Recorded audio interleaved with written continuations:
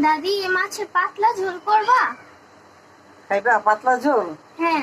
ট্যাংরা মাছগুলি যেটা আছে নিয়ে আসলাম বাজার থেকে,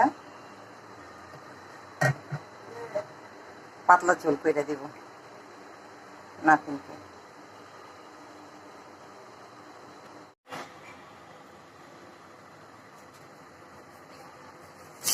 জিরাটা চাইলে নিব তেলে,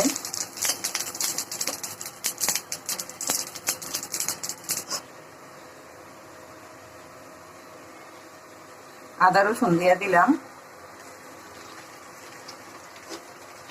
এখন এটা ভালোভাবে গন্ধটা ছাড়াই দিব।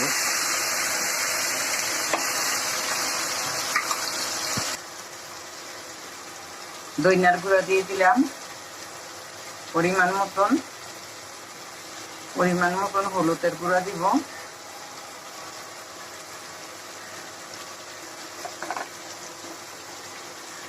দিয়ে দিব মরিচের গুঁড়া। ভালোভাবে কষাই নিব। এখানে আছে আলু, ঝিঙ্গা, এখানে ট্যাংরা মাছগুলি হালকা ভাজে নিছে। মশলাটা কষানো হয়ে গেছে, তেল ছেড়ে দিছে। এখন তরকারিটা দিব,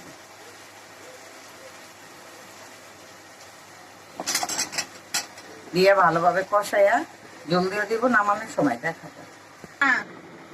এখন আমি মাছগুলি দিয়ে দিব, ভাজা মাছগুলি তরকারিতে।